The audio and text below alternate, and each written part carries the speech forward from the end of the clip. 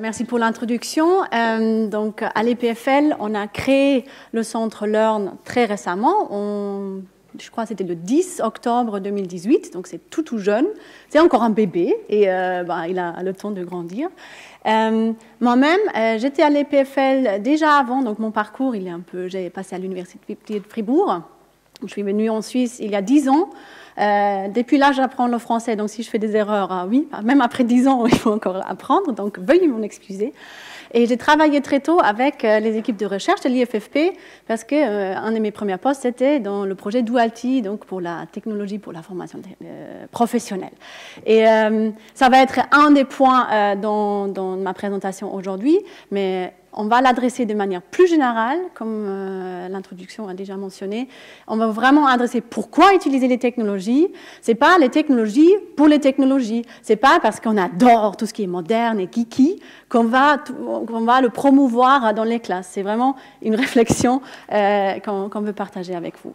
Donc, juste pour donner une idée au début, qu'est-ce que c'est ce centre Learn? Donc, Learning Science, les sciences d'apprentissage, les sciences d'éducation, à l'EPFL, ce n'est pas si évident de leur faire une petite place. Donc, ce qu'on a fait, c'est on a rassemblé toutes les personnes et unités qui ont une expérience par rapport à l'apprentissage, l'enseignement, éduquer, apprendre, à l'EPFL pour déjà créer un peu la masse critique. On n'est pas encore un institut, on n'a pas encore une école doctorale, mais voilà, il faut commencer quelque part. Donc là, ce qu'on a rassemblé, c'est d'une part les unités de recherche. Vous voyez ici donc une représentation du projet Duality, donc c'est l'unité de recherche de Pierre Dillenbourg sur les technologies pour l'interaction homme-machine dans un cadre éducatif. Il y a l'unité de recherche laboratoire de Francesco Mondada, qui a développé depuis une petite quinzaine d'années ce petit robot Timio qu'on va aussi voir dans la présentation. Il y a des systèmes d'interaction en groupe. On va en tester un aujourd'hui. C'est un autre laboratoire de l'EPFL qui a rejoint le groupe. Mais on n'a pas que des chercheurs. On a des gens qui sont dans des unités de service, notamment la MOOC Factory, donc le groupe de gens qui a produit juste ici là une centaine de MOOCs EPFL, et aussi les pédagogues de l'EPFL, parce qu'il y a une unité qui s'occupe de promouvoir la pédagogie, la didactique à l'EPFL et qui aide les enseignants à se former là-dedans. Il y a aussi des milieux un peu plus innovateurs, donc on a l'Extension School, ce qui est une unité de l'EPFL qui propose des cours en ligne, on peut faire même des certificats maintenant purement en ligne, une nouveauté. On a le EdTech Collider, pour ceux qui ont déjà visité, peut-être c'est un espace, une sorte de coworking space, mais pour les startups spécifiquement en technologie d'éducation. Parce qu'on a compris que EdTech, ce n'est pas la même chose que MedTech et FinTech. Là, les mécanismes marchent très différemment. Et si on met la même pression sur des entrepreneurs en technologie éducative, ça ne va juste rien donner. Donc, on a envie de créer un groupe qui peut aussi se soutenir mutuellement et où on sent que c'est différent ici. On a cette icône-là.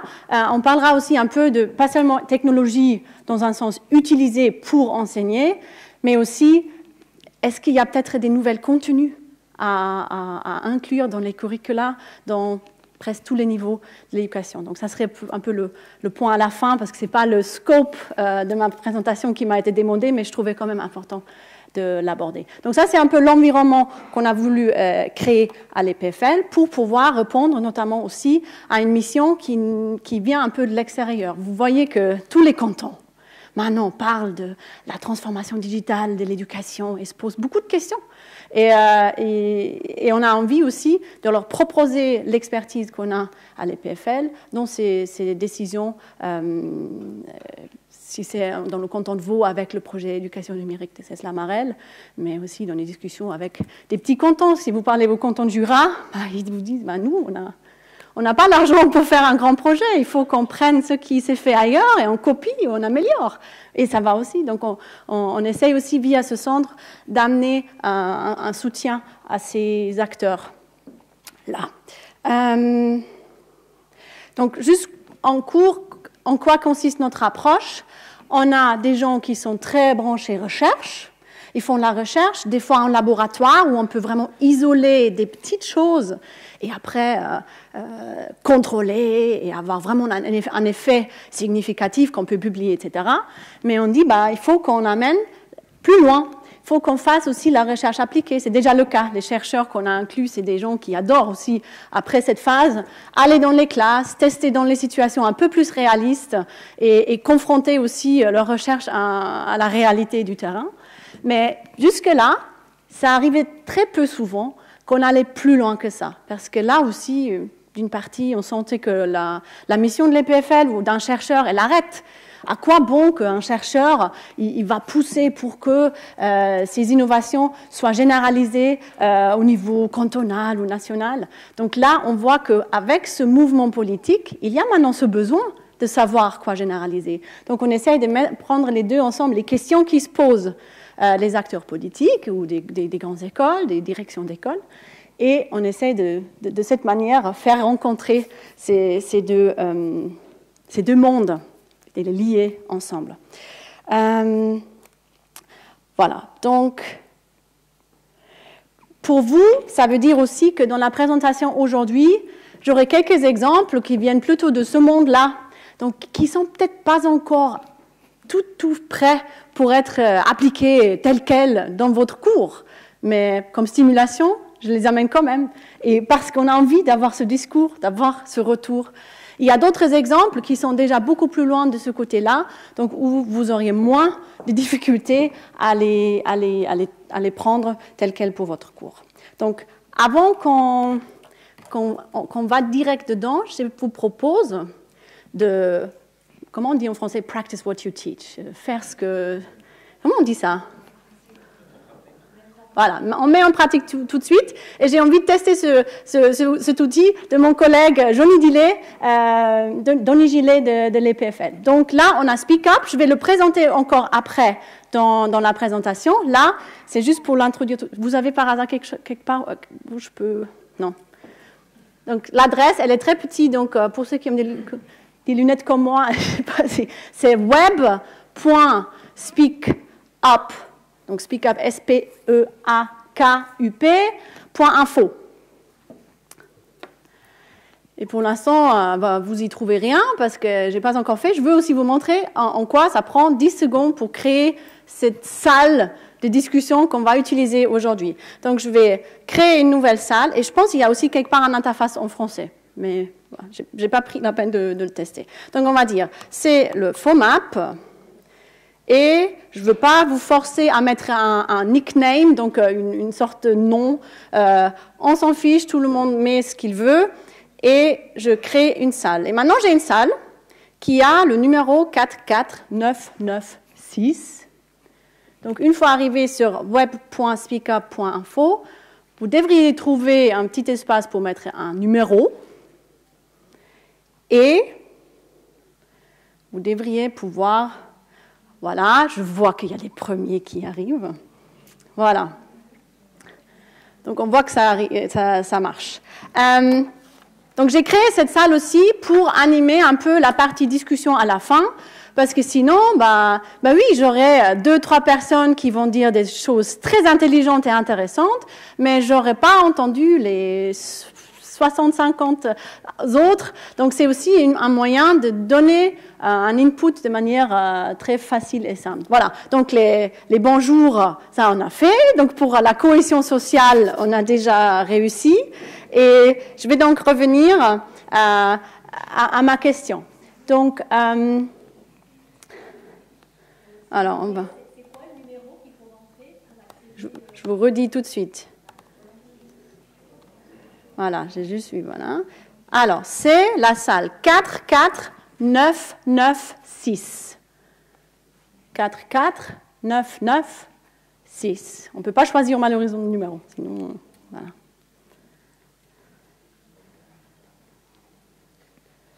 OK. Ah, en fait, je peux le noter là. Je suis bête.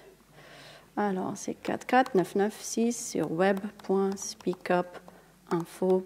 Speak up.info. Voilà. Alors, c'est noté, comme ça, ça reste là.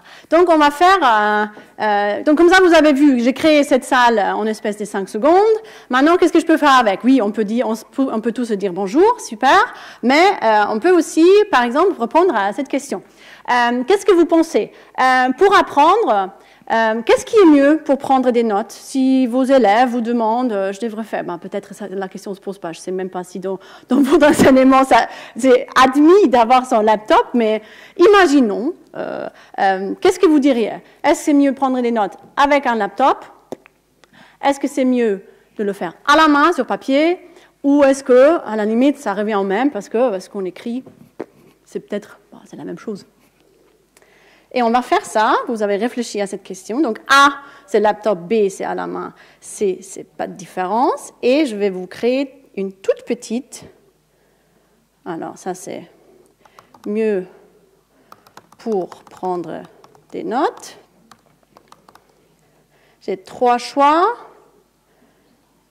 Et je vous lance cette question. Elle devrait maintenant arriver dans la salle, si tout va bien. Le sondage est open, je vois que des votes arrivent, et donc 2 personnes ont déjà donné leur avis, d'autres vont suivre.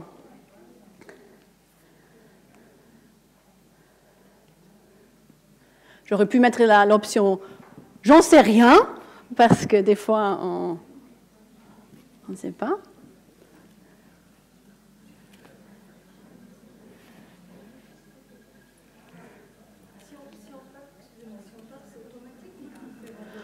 Normalement, vous avez A, c'est avec le laptop, B, c'est à la main, C, c'est... Il n'y a pas de différence. Pardon? Si vous avez mis une fois... Non, voilà. Non. C'est des subtilités que souvent dans un prototype ou dans un produit, voilà. Donc, je reviens, je recharge ma page et je devrais avoir plus de... Voilà.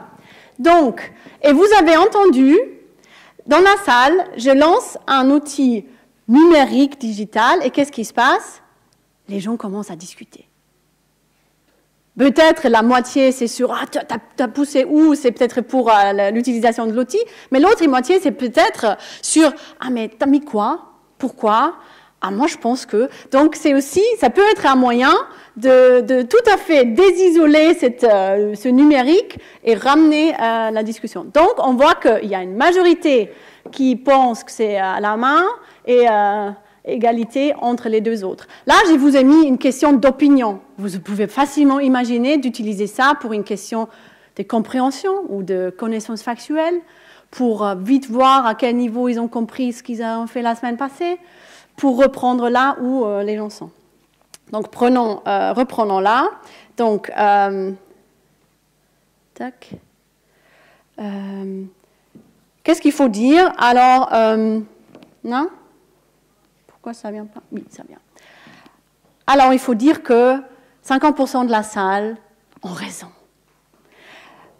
Au moins, si on croit la recherche. Donc, cet article a été publié, il y en a d'autres. Maintenant, on commence à avoir aussi un peu des analyses méta sur la question, où on voit clairement que, donc si vous comparez la barre plus... L'opposé de sombre, c'est plus light, clair. Voilà, c'est le laptop, et plus foncé, c'est à écrire à la main. Donc, on voit que au niveau de la compréhension factuelle, si c'est un cours exposé avec plein d'informations, ça ne fait pas trop de différence, tandis que si c'est la compréhension conceptuelle, comprendre ce qui se dit, mettre les choses ensemble, comprendre que c'est un modèle derrière, etc., ben là, ça fait une très grande différence. Qu'est-ce que ça nous dit? Okay. La recommandation serait plutôt écrire à la main ou pas. Parce que ce qu'on voit, donc si on étudie ça, il ne faut pas juste regarder est-ce qu'après, à l'examen, ils sont bons dans tel et tel type de questions. Il faut aussi regarder qu'est-ce qu'ils ont fait, qu'est-ce qu'ils ont écrit. Donc on analyse souvent à la fois les traces de ce qui se fait, donc pour sa activité, les activités donnent aussi des traces, et au niveau de l'évaluation, ce qu'on peut avoir comme résultat final qu'on souhaite.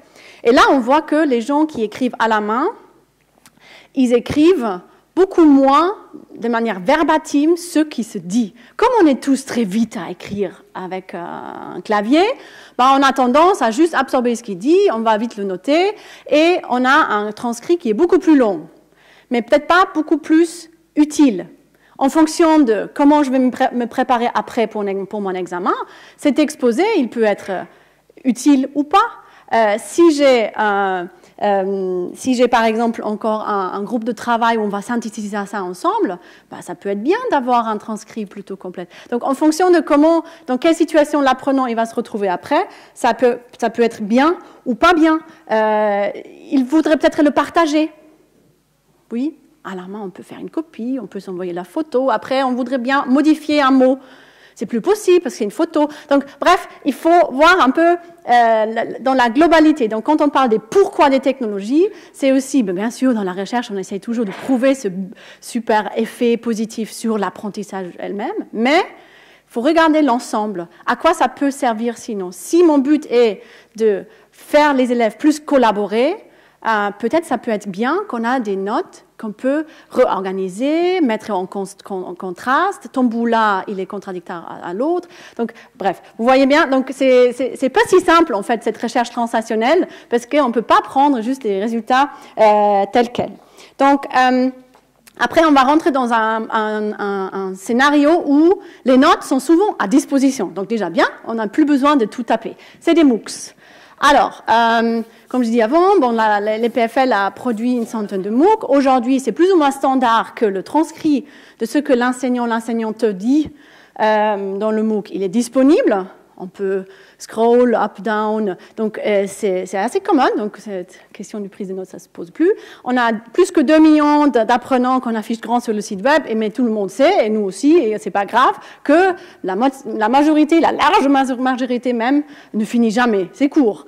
Après, je ne sais pas si vous avez déjà regardé les cours de l'EPFL, ce n'est pas les petits micro-learning sympathiques qu'on voit, c'est des cours où après 3 minutes, on a une équation de cette taille et voilà, il faut s'accrocher. Donc là, c'est ce qu'on voit aussi dans les utilisations, c'est beaucoup des gens qui sont déjà en emploi.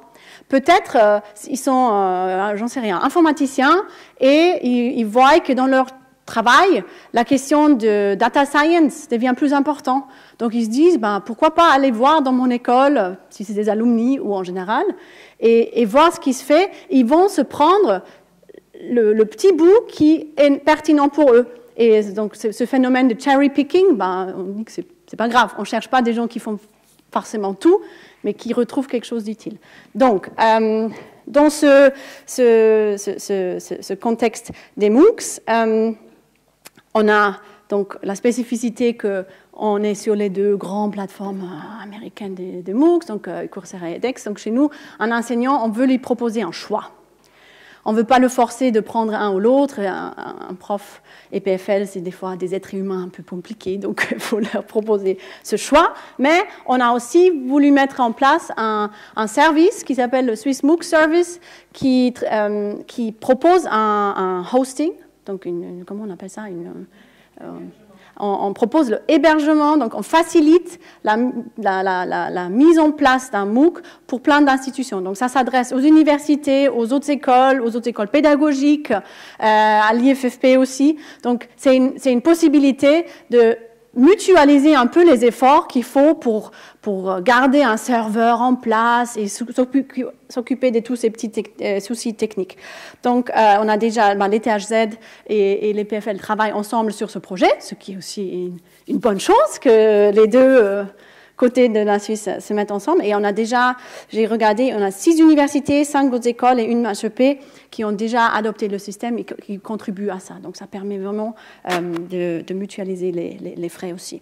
Donc, pourquoi j'en parle des MOOC? Parce qu'on peut aussi se poser la question, si ces fameux MOOC, en fait, est-ce qu'ils sont efficaces pour apprendre? Est-ce que c'est une bonne idée de dépenser tellement d'argent et de s'investir tellement là-dedans? Donc, en 2012, quand le phénomène des MOOC a commencé et les PFL a dit, oui, on y va. cause de Patrick Ebicher qui était très derrière. Et l'ETHZ a dit, tranquille, le monde tourne, pas différent que hier. Et alors, est-ce qu'on avait raison? À voir.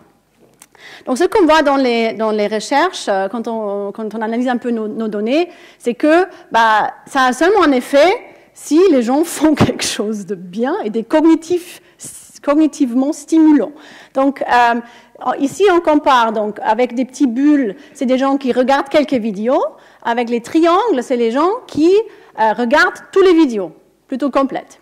Et ici, on a donc ceux qui rendent un certain nombre de assignments, donc des exercices, et ici, ceux qui font tout. Ce qu'on voit que, oui, regarder plus de contenu, ça aide, parce qu'on est exposé à plus de contenu, plus d'explications, plus d'élaboration, et surtout, faire des problèmes, résoudre les problèmes, faire les exercices, oui, c'est une activité qui ajoute à ce que moi-même, j'ai absorbé ça, j'ai internalisé les contenus, je les ai appliqués. Donc, jusque-là, pas étonnant. Ce n'est pas du MOOC.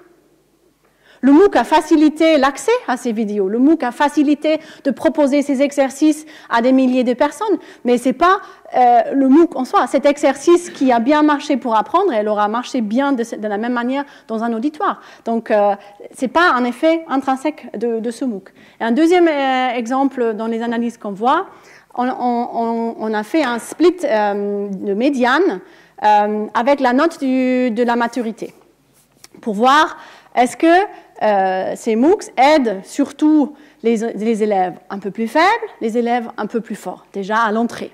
Et ce qu'on voit, donc ici en bas, avec les triangles, vous voyez les élèves en dessous du médiane d'après la note de maturité. Et eux, ils commencent beaucoup plus bas, mais ils y gagnent. C'est-à-dire, dès qu'ils voient plus le contenu et dès qu'ils actent, ça veut dire rendre, c'est la même chose qu'ici les problems, dès qu'ils sont plus actifs pour rendre les exercices, ça booste encore.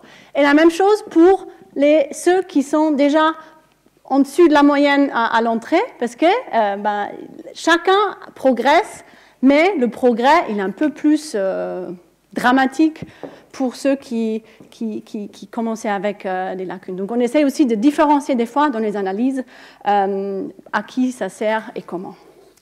Donc, on voit en général que, et ça c'est quelque chose qu'on voit avec les MOOCs, mais dans tous les projets de recherche, si on cherche à prouver un impact positif, il faut être modeste. Et la recherche nous montre très rarement des résultats exorbitants. Et des fois, après, on réalise qu'on a fait une erreur dans l'analyse. Donc, il faut être un peu plus modeste. Et ce n'est pas des miracles. C'est pas, je vais les mettre devant un iPad, je vais leur mettre un robot éducatif, je vais leur proposer un MOOC, que tout d'un coup, non, non, ça n'existe pas. Donc, sans beaucoup de surprises, on a constaté que les bons MOOC sont mieux que les mauvais MOOC. Voilà. Et la même chose, si on sort du numérique, la même chose est vraie.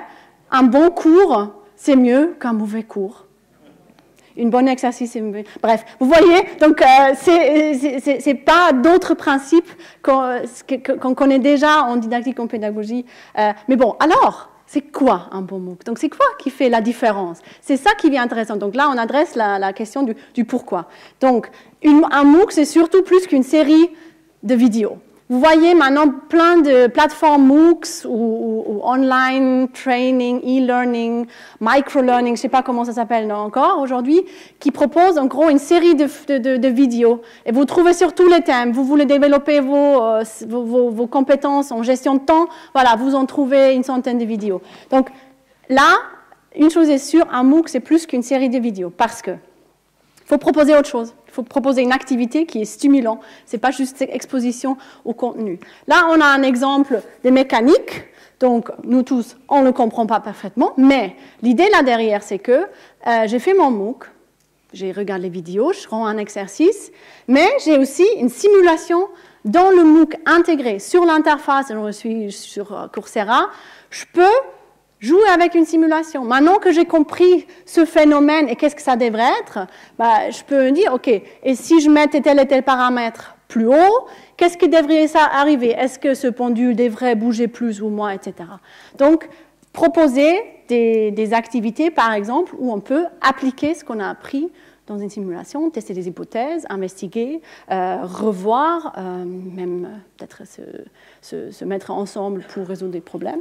Un autre problème, ou une autre manière qu'on peut le faire, c'est aussi ce qu'on appelle le peer grading. Donc cette idée que c'est un peu quelque chose qui est né par une problématique. Parce que dans un MOOC, si vous l'ouvrez à 150 000 personnes, et 150 000 personnes rendent chaque semaine un exercice, c'est l'horreur. Donc, soit vous avez, comme en informatique maintenant, on a souvent les systèmes de automatic grading. Donc, on peut automatiquement évaluer un code.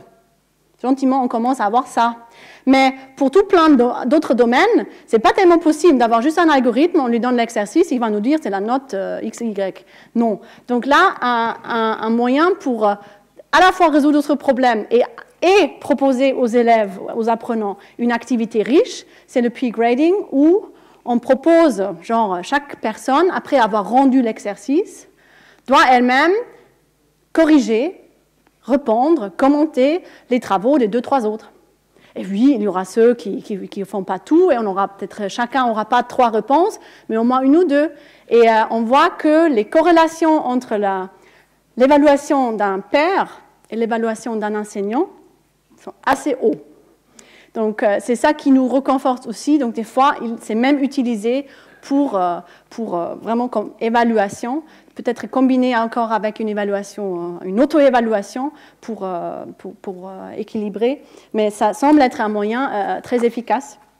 Donc, en fonction de ce que vous cherchez, si vous avez des élèves et vous voulez qu'ils ont vraiment compris quels sont les critères de qualité de ce travail, vous avez écrit un essai. Comment on juge s'il est bon? Si vous voulez qu'ils travaillent ça, le peer grading peut être une très bonne méthode pour les faire travailler là-dessus. Donc,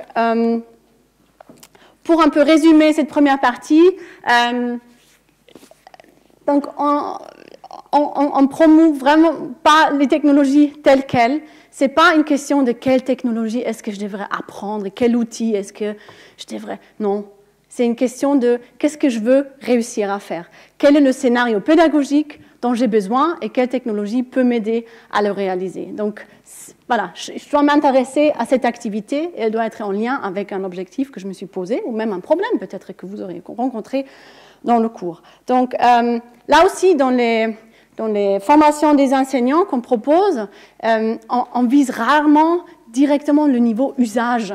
C'est un peu égal si vous savez utiliser SpeakUp ou un autre. C'est plus savoir à quel moment il peut être intéressant et en quoi l'intégrer dans votre cours. C'est ça qui nous intéresse aussi dans la conceptualisation. Donc, ces scénarios sont la clé. Donc, comment construire ces scénarios qui incluent la technologie dans un but pédagogique. Donc là, un exemple, c'est la fameuse classe inversée. Ici, c'est un exemple que Simone De Pares, il est enseignant en algèbre linéaire. À l'EPFL, il a créé lui-même. Donc, il voulait essayer qu'est-ce qui se passe si je mets une bonne partie de la théorie, je les mets dans un MOOC. Ça peut être aussi un livre. Ça peut être un support de cours quelconque. Là, le numérique, c'est optionnel. Et après, en classe, ils viennent, on fait beaucoup plus d'exercices, on fait études des cas. Je les aide à résoudre leurs problèmes de compréhension, regarder où ils ont fait des erreurs. Et vous voyez ici qu'il n'a pas un auditoire avec juste 3-4 gars, il est dans un auditoire avec plein de gens. Il utilise du coup en complément des systèmes comme SpeakUp, c'est un peu un autre système qu'il utilise, avec des clickers, je ne sais pas si vous connaissez, où on peut mettre une question et on peut pousser sur les boutons. Mais pour avoir un retour, c'est par exemple cette image tout en haut là. Il pose une question pour voir, ok, là, ils ont tout fait le MOOC, mais est-ce qu'ils ont compris? Il va vite voir, ok, est-ce que ça pose problème ou pas? Et en fonction du résultat, il va orienter cette séance. C'est plus un cours, c'est une séance de travail et d'apprentissage ensemble. Donc, et ce qui est intéressant là aussi, on rend les chercheurs de l'EPFL aussi chercheurs sur leur propre enseignement. que ces personnes qui testent ces nouveautés dans leur enseignement commencent maintenant à aller dans des conférences pédagogiques pour en parler. C'est aussi une bonne chose pour amener cette culture à l'EPFL pour que ça devienne quelque chose d'important sur lequel on a envie d'en parler. Donc MOOCs, c'est un thème qui est assez identitaire pour les PFL, on veut être fort là-dessus. Un deuxième thème, c'est justement la formation professionnelle, avec cette fameuse Leading House qui court maintenant depuis, je pense, c'est bien plus que 10 ans maintenant, que ça a commencé, en collaboration aujourd'hui avec IFFP et Uni Fribourg. Il y avait à l'époque encore l'Uni Genève avec nous. Donc là, le point de départ, c'était pas non plus un point, maintenant on a des super technologies, et après vous mettez mobile, réalité virtuelle, ou j'en sais rien. Non, le point de départ, c'était l'observation qu'il y a, malgré le fait qu'on a un super système de formation dual, cette dualité, elle est sous-exploitée, dans le sens qu'un élève, il se retrouve quand même des fois dans la difficulté de pouvoir prendre ce qu'il a vu à l'école, l'appliquer direct en entreprise, ou même des fois, même tout ce qui est écrit dans l'ordonnance sur l'entreprise devrait former à mais la liste, elle n'est pas toujours complétée dans chaque entreprise en fonction de ce qui est proposé à l'apprenti. Donc, on laisse un peu les apprentis, pour une certaine partie des apprentis avaient peu de support dans faire ce pont entre les deux mondes, et ils avaient aussi ressenti cette difficulté. Bon, l'école, c'est autre chose. Et là, c'était le point de départ pour le projet Duality. Donc là, on voulait que l'école professionnelle et l'entreprise, et oui, les cours inter-entreprises aussi, mais voilà, on l'intègre un peu via les associations de toute façon. Donc l'idée derrière, c'est de dire, si tu es en entreprise, et là tu fais plein d'expériences, comment on peut faciliter à ce qu'ils ramènent ces expériences à l'école? Ce qu'on cherchait, ce n'était pas seulement qu'ils commencent plus à se dire « Ah oui, ça c'est lié avec le thème qu'on va traiter la semaine prochaine au cours. » Je sais pas, j'ai beaucoup travaillé avec des boulangers. Ok, maintenant cette semaine, si j'ai l'occasion de faire des croissants, ça tombe bien parce que la semaine prochaine, le prof il m'a dit qu'on va travailler ça. Ça c'est une chose, déjà anticiper qu'il y a un lien, mais il y a aussi le pur phénomène que c'est à moi. C'est mon croissant loupé. Et on va l'analyser en classe, pourquoi? Ou c'est mon croissant super bien réussi et on va aussi l'analyser. Bref, donc c'est aussi le fait que c'est ma propre expérience. Donc, dans les conditions de mon entreprise, comment j'ai réussi à faire et j'amène ça en classe, on peut le comparer. Donc, un élève qui, dans son entreprise, est toujours encore en train de préparer les sandwichs le matin, parce que c'est ça qu'ils font en première année, malheureusement, il peut au moins voir ce que ses potes dans les autres entreprises ils auraient fait. Et donc la solution technologique, elle venait après. Donc comment on peut faire ça? On a beaucoup testé avec les juste mobiles, faire une photo, juste uploader, télécharger quelque part et voilà. Et Rialto est venu un peu dans la dernière phase de Duality pour enrichir ça parce que l'enseignant il a aussi besoin que tout ce matériel il arrive quelque part. Et il est exploitable, pas seulement, j'ai une jolie liste de photos, mais comment je peux faire pour demander aux élèves de les comparer ou de les mettre dans un ordre, le croissant le mieux réussi. Bref, après, c'est eux qui savent mieux. Donc, pour vraiment l'exploiter en classe après, les faire travailler de manière collaborative là-dessus. Donc là, cette plateforme est pour l'instant appliquée dans plein d'écoles professionnelles et vous voyez qu'on a précisé, certains sont en mode workshop, on leur montre comment ça marche, le potentiel que ça pourrait avoir, certains d'autres sont déjà en train de l'appliquer dans certaines classes et d'autres l'utilisent de manière autonome. Et là, on voit bien que justement, c'est pas seulement, c'est une plateforme qui est simple à utiliser, elle est intuitive, ergonome, tout ce que vous voulez, mais c'est pas ça qui compte, c'est la création des scénarios pédagogiques qui font du sens dans un métier. Et donc là, chaque fois qu'on approche un nouveau métier, il va aussi falloir se confronter à cette complexité et pas seulement dire tu reproduis ou juste récolter des photos, c'est super. Non, après, comment les utiliser? Donc, Duality va un peu dans un sens où vous avez une couche actuel qui est générique par rapport à toutes les professions. Ça, c'est la plateforme Rialto de partage, où on peut faire plein de choses, on peut les télécharger, on peut les taguer, on peut mettre des commentaires, etc. Ça, c'est pour l'exploitation en classe. Il y a un certain nombre d'outils qui permettent justement cette exploitation. Peut-être je voudrais que les élèves font des annotations sur des photos des autres, ou les comparent, ou on a la fameuse documentation de l'apprentissage. Et là où la technologie prend encore plus le dessus, c'est les exemples des applications spécifiques pour un métier, parce que là, on peut vraiment adresser un point précis d'un problème dans un métier précisément. Donc, je vais juste prendre ces deux-là pour ne pas, c'est pas le but d'être complet. Donc ici, vous avez le système pour la logistique. Donc là, on a dans les premières visites, et vous voyez, c'était mon collègue qui à l'époque était le postdoc qui accompagnait le projet. Il allait dans les entrepôts, il regardait qu'est-ce qu'ils font ces apprentis. Et ils bougent beaucoup de caisses. Et il y a plein d'autres choses qui sont écrites dans le plan de formation. Et on s'est dit, mais alors, qu'est-ce qu'on peut faire? Qu'est-ce qu'on peut faire pour que ces apprentis, ils peuvent participer à des processus un peu plus complexes de logistique que bouger un objet de A à B. Donc là, on va regarder une petite... Est-ce que je peux... je n'ai pas demandé avant. Le son, je peux le réguler parce que si... on va voir juste si c'est trop fort après, pas que je vous hurle dessus. Ah, ça c'est une idée, ouais. Ah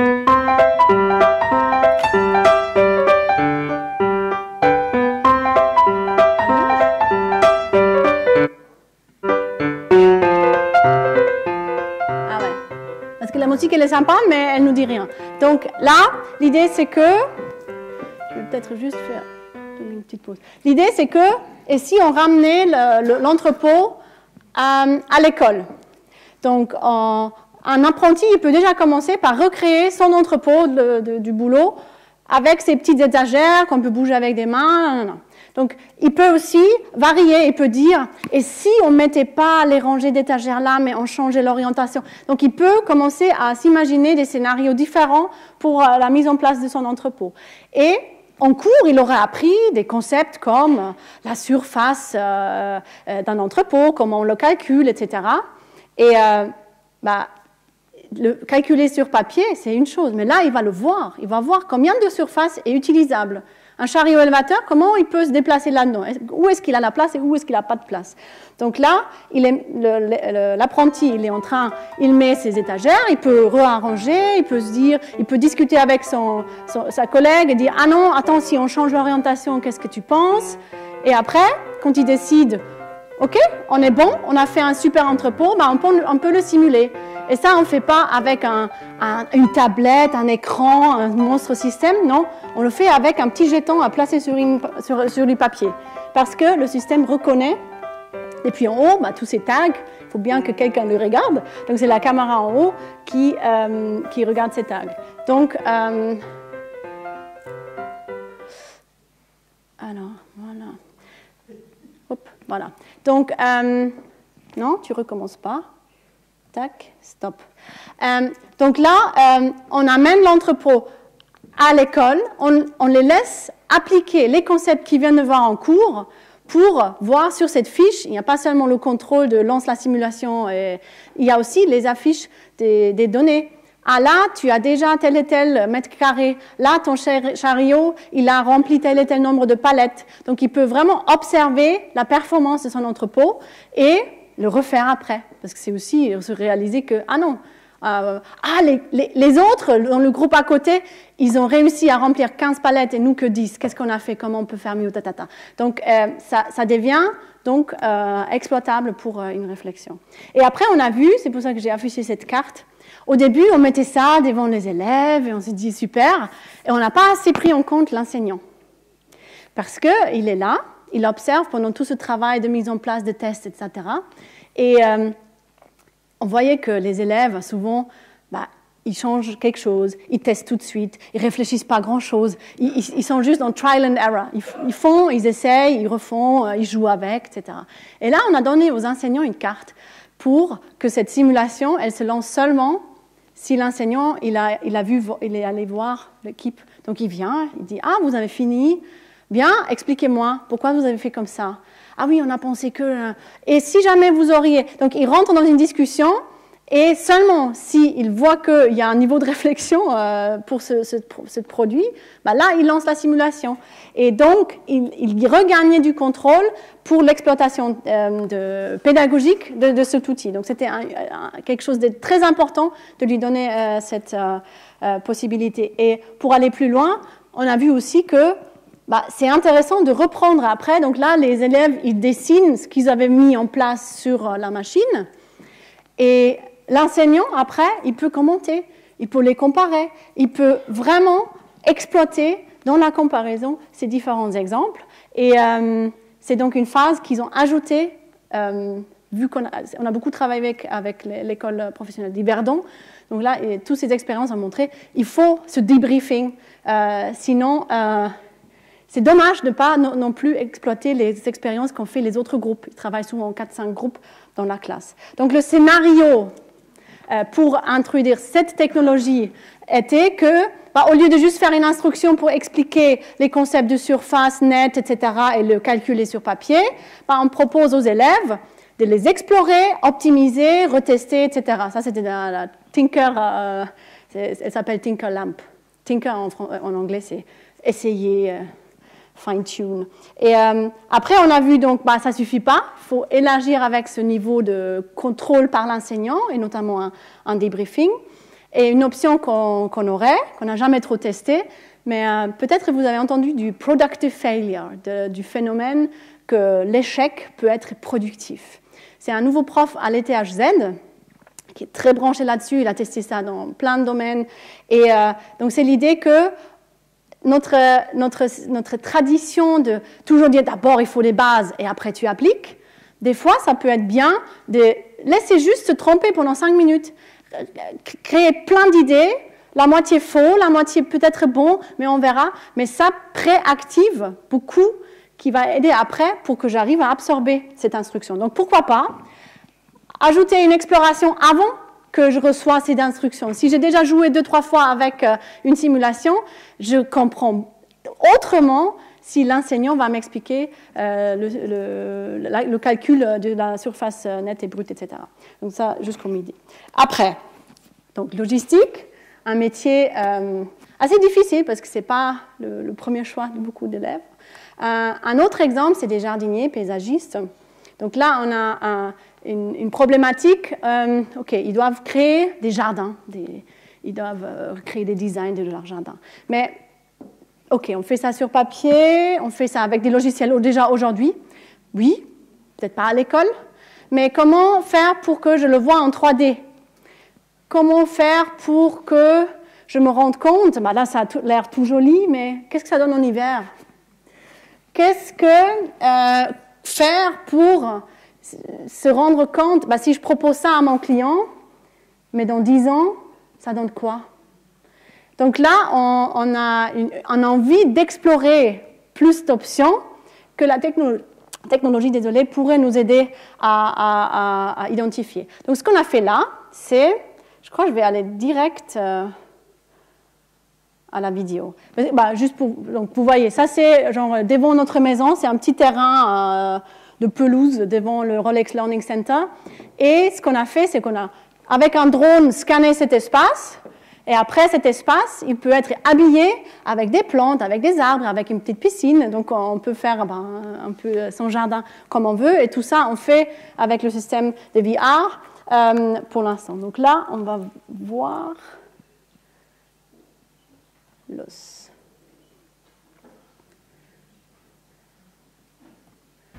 Alors là, c'est l'étudiant qui nous a aidé à faire ça. Il va dehors sur la pelouse, il prend son drone et il fait l'enregistrement du terrain.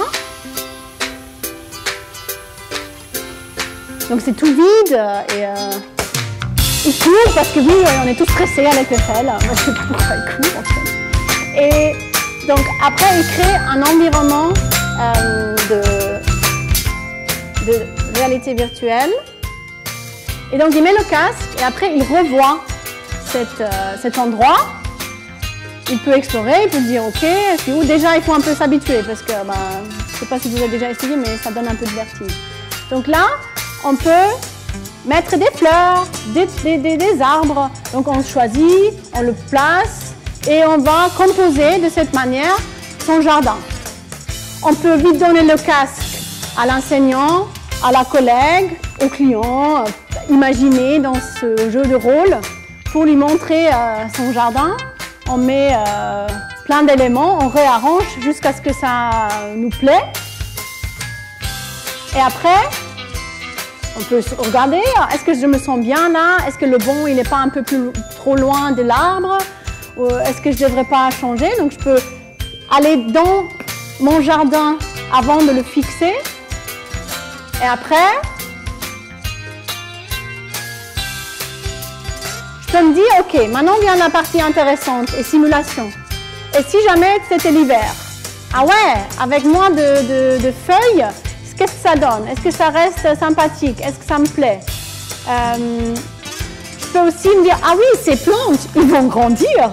Donc, si c'est joli aujourd'hui, qu'est-ce que ça va donner donc 3 ans? Je peux aussi regarder au niveau du soleil, le matin, le soir, où est-ce que j'aurai de l'ombre, est-ce que pour lire mon petit livre le dimanche après-midi, ça va être bien, etc. Donc, donc voilà. Donc là, on crée un environnement où on peut explorer plein de choses qu'on ne pourrait jamais explorer comme ça dans la vraie vie. Et ce qu'on trouve intéressant là-dedans, ce n'est pas un système intelligent. Ce n'est pas un système où on dit juste « je veux 3 arbres, quelques fleurs, un pool et une piscine » et après il va me proposer la solution la plus adéquate ou j'en sais rien. Non, c'est l'apprenti, le professionnel reste maître. L'outil est vraiment, ouais, c'est un support, c'est pas une proposition forte. Donc là, on peut, par exemple aussi dans un scénario pédagogique, on peut amener toutes ces hypothèses. Alors tu as fait ce jardin, qu'est-ce que tu penses, qu'est-ce que ça donne justement après quelques années? Cet arbre-là, il est connu pour vraiment pousser très fortement. Qu'est-ce que ça pourrait avoir comme problème? Là, il y a un bâtiment à côté. Est-ce qu'ils auraient de l'ombre dans telle et telle pièce? Donc, ça, c'est vraiment un outil pour stimuler la réflexion sur ce qu'il a créé, l'apprenti. Donc, bien. Alors, ce qui ne nous intéresse pas, ce n'est pas réalité augmentée ou virtuelle, ou on s'en fiche, c'est élargir la réalité qui nous intéresse, comme pourquoi de la technologie. Parce que dans la vraie vie, essayer de bouger une étagère dans un entrepôt avec une seule main, et dans la vraie vie, essayer de juste changer voilà, c'est des choses qui ne sont pas accessibles. Donc, on essaye de rendre visible ce qui est invisible, rendre exploitable ce qui est un peu caché ou pas visible. Et ça, donc, c'était des exemples où ce qu'on rend visible, c'est quelque chose du domaine ou de la profession, mais on peut appliquer la même chose sur les processus d'apprentissage. On pourrait rendre visible quelque chose qui se passe dans un système d'apprentissage, et ça, c'est surtout intéressant quand on travaille avec les autres. Donc là, je vous amène un exemple de recherche où on a rendu visible comment un groupe travaille ensemble. Vous avez certainement aussi souvent des groupes, quand vous faites des travaux de groupe, il y a un dans le groupe qui lead, qui dit plein de choses, qui sait comment, il y a peut-être un autre qui ne dit pas grand-chose, qui aura peut-être aussi des informations à partager. Donc si on met en place une activité collaborative, on veut souvent qu'ils collaborent. Et là, ce qu'on fait sur cette table, elle détecte les gens qui est en train de parler, et elle va refléter la répartition de la parole. Sans aucune intrusion, c'est juste une information pure. Et l'idée, c'est que ça devrait aider au groupe de se autoréguler. Donc, à la personne qui voit que, ouh là là, je suis en train de prendre la place, de dire, ben, voilà, dès que je laisse parler quelqu'un d'autre, je vois que l'équilibre, il revient au juste. Petite anecdote, le prof, il a aussi utilisé ça pour les entretiens avec les collaborateurs. C'était aussi intéressant dans d'autres contextes de voir la répartition de parole et aussi, voilà, est-ce que je laisse assez à l'autre pour s'exprimer. Donc, ce qu'on a vu là dans les résultats, c'était que on n'a pas pu valider que dans l'ensemble, tout le monde s'adapte à ça.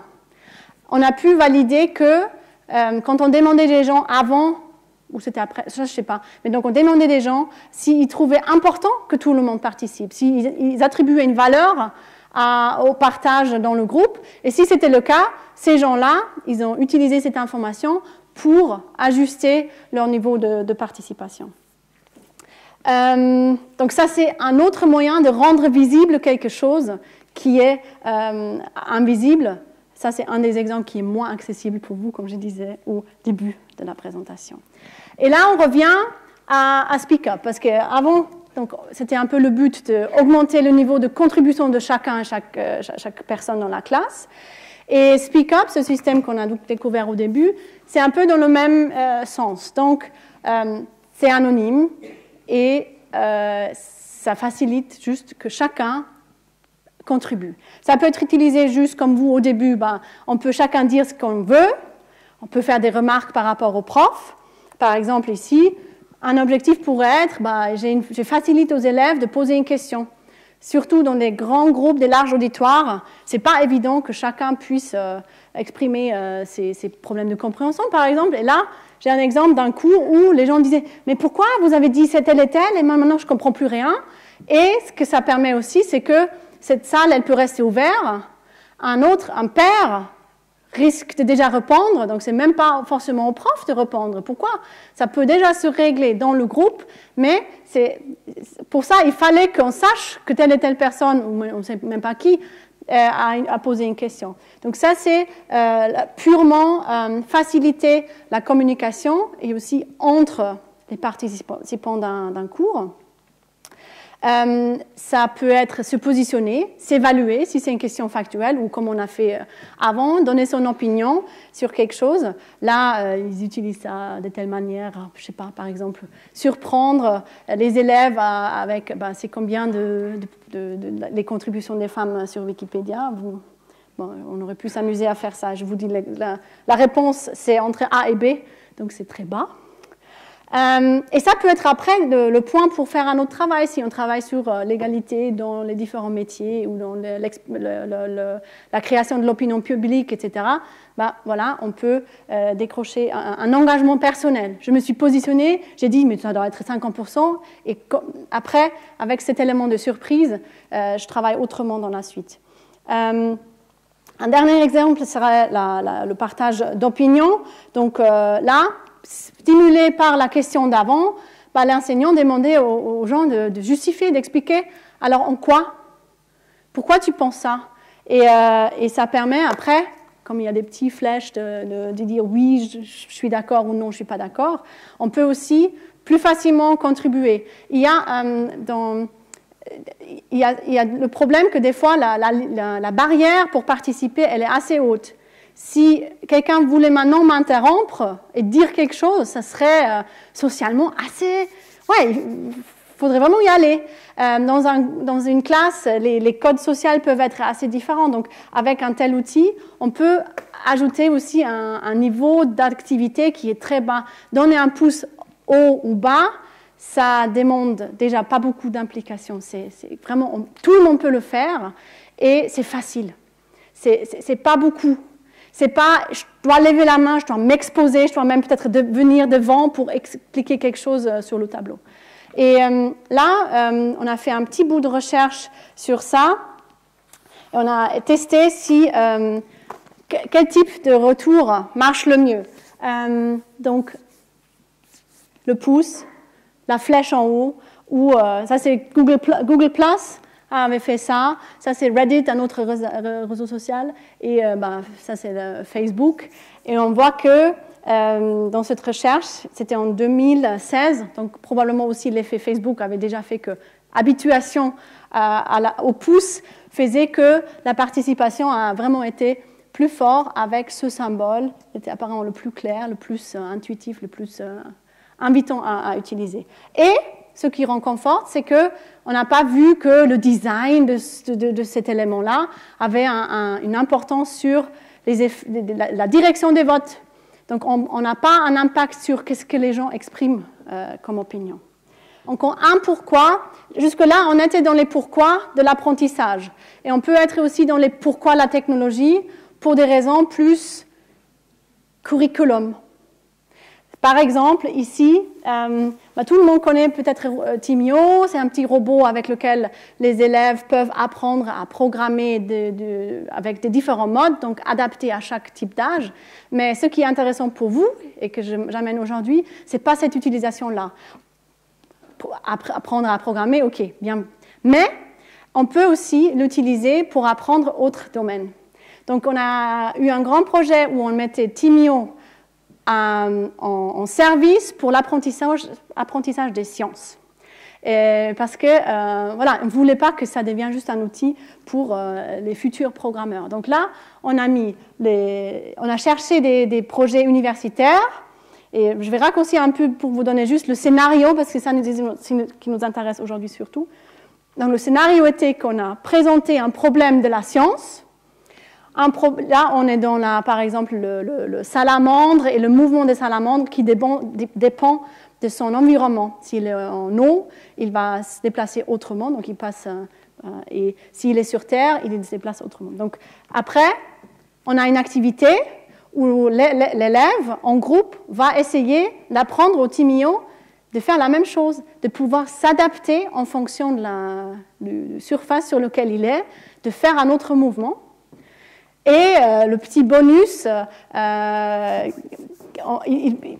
classe pourra discuter à la fin 10 minutes sur Skype avec le chercheur en question qui travaille au niveau universitaire sur les salamandres. Donc voilà, ça ne scale pas, ça c'est sûr. On ne peut pas toujours avoir ces entretiens. Mais l'idée d'amener un sujet d'une science, on a aussi des exemples de l'optique en physique.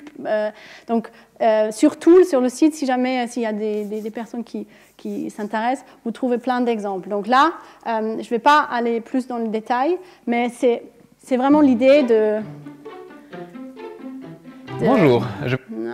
Les technologies peuvent aussi pas rester dans leur coin informatique, bureautique. Non, c'est pas que ça. On peut aussi les utiliser pour autre chose. Et donc peut-être, voilà, pour finir... c'est parce que vous avez choisi votre thème du numérique. Non, c'était comment des neurosciences au numérique. Donc, c'est aussi cette question, mais voilà, jusqu'où on peut regarder dans la tête des gens. Et nous, on s'arrête au niveau du comportement. Donc là, c'est l'exemple le plus extrême, je dirais, où on va vers comprendre ce que la personne fait au niveau cognitif. Mais on n'a jamais fait des expériences où on met un casque, où on va vraiment mesurer l'activité des neurones. Ce qui est intéressant, c'est juste que ces traces peuvent nous aider à créer un design pédagogique. C'est ça le résultat où je veux en revenir. Donc, analyser un processus d'apprentissage, oui, on est plus habitué je fais un sondage, un questionnaire, je regarde l'examen, je regarde l'exercice comme ils ont résolu, et là, on rentre plus dans l'attention, la perception de la personne. Vous voyez un cours MOOC. You've seen in the last slide that function parameters come with their type, and this type after the parameter. Donc là, je laisse juste le son parce que voilà, c'est pas compréhensible. Là, vous avez vu, non. Mais vous allez voir que ce que l'enseignant dit, ça donne aux élèves une information où regarder. And this type is given after the parameter name and a colon. Donc on regarde d'abord pour une personne, après on essaie d'agréger, et on va voir qu'à certains moments, tout le monde presque agrège vers un point, parce que l'enseignant a parlé du mot paramètre ou D, et là on essaie d'agréger encore plus. So you would write x colon double y colon int. You can also give the return type of a function that follows after the parameter list. Et donc, on voit que on cherchait ce lien entre l'enseignant parle de quelque chose et l'élève arrive à suivre où est-ce qu'il en est sur ce slide, de quoi il parle. Des fois, il y a le double, le mot double, il apparaît plusieurs fois. Donc, un moyen pour détecter une mécompréhension pourrait être qu'il est chaque fois sur le mauvais. Oui, c'est écrit double, mais ce n'est pas de ça qu'il parle l'enseignant. Ce qu'on cherche après, c'était de voir est-ce qu'il y a un quelconque lien entre le comportement des yeux et la performance dans ce cours. Est-ce qu'on voit qu'il n'y a pas de relation du tout entre le fait d'aller direct là où l'enseignant, de quoi il parle. Ça n'a pas l'air important. Vous avez vu l'enseignant, il a aussi, chez nous, ils ont souvent un stylo qu'on voit à travers des slides. Comme ça, oui, ils suivent. Donc suivre, c'est un phénomène presque automatique de notre système d'attention. Donc là, il n'y a aucun effet cognitif. Par contre, où on trouve un effet cognitif lié avec la performance, c'est le temps que l'élève reste sur l'endroit de référence. Donc là, ça veut dire il reste avec l'enseignant, il intègre ce qu'il dit, il est cognitivement, apparemment, il y a plus d'efforts. Donc ça, c'était des premières expériences, mais ce qu'on fait finalement, c'était de se dire, et si le regard...